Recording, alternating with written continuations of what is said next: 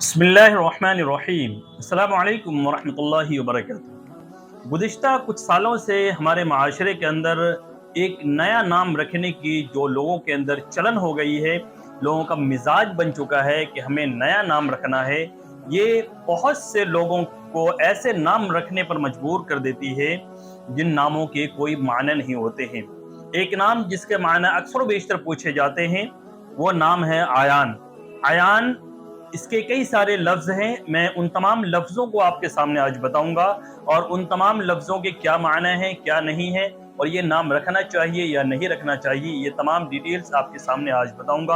आपसे गुजारिश है कि आप पूरी वीडियो को देखें और इस चीज़ को ज़रूर समझें। आप सबसे पहले इसके अल्फाज को समझें कि इन नामों के अल्फाज क्या क्या हैं। सबसे पहले नंबर पर है आयान।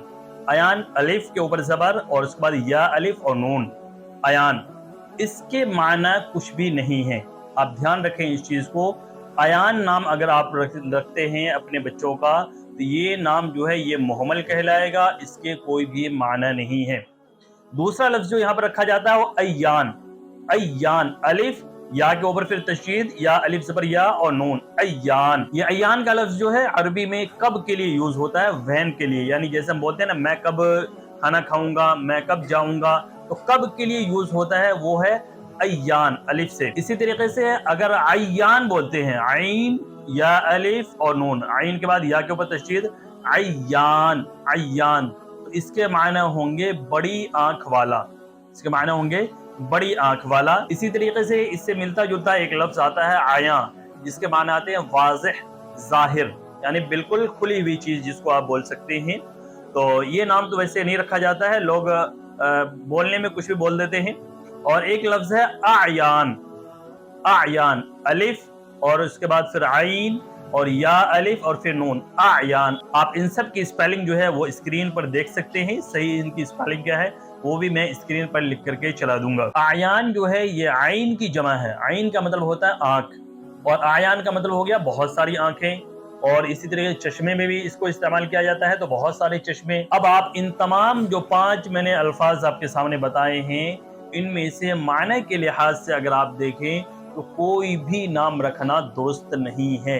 लेकिन आजकल लोगों के अंदर ये चलन हो चुका है, ये आम हो चुका है। हमारे पास भी कुछ बच्चे पढ़ने के लिए आते हैं, उनमें से कई सारे बच्चे ऐसे हैं जिनके नाम ये रखे हुए हैं, लेकिन लोगों को इनके माने पता नहीं होते। बस उल्टे सीधे कुछ भी जो समझ में आया कि ये नाम चल रहा है, मार्केट में ये नया नाम लॉन्च हुआ है, उसको लेकर के नाम रख दिया, लेकिन उसके माने समझते नहीं है। किसी आलिम से, किसी अपने इमाम से जाकर उसके माने पूछते नहीं है। बस नाम रखने की उनको लगी होती है कि नया नाम रखना है और जो मार्केट में चल रहा है वो रखना है। और इसकी वजह से लोग कई बार बहुत सारे गलत नाम रख देते हैं।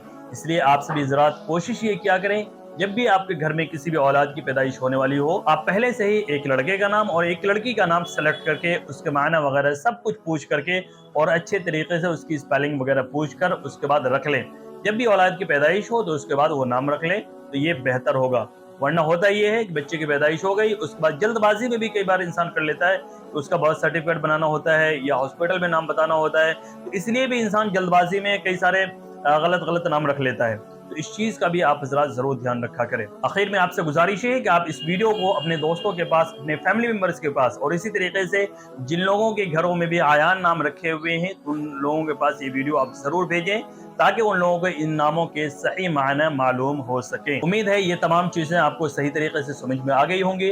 अगर आपको भी अपने नामों के मायने जानने हैं तो आप कमेंट बॉक्स के अंदर अपने नाम को लिख करके भेज दें, या इसी तरीके से हमारे ईमेल आईडी पर भी आप भेज सकते हैं इंशाल्लाह आपके नामों के मायने बताने की, या फिर अगले हफ्ते जो सवाल जवाब की जो सीरीज बनेगी तो उसके अंदर आपके सवाल को जरूर शामिल करने की कोशिश की जाएगी। अस्सलामु अलैकुम वरहमतुल्लाहि वबरकातुहू।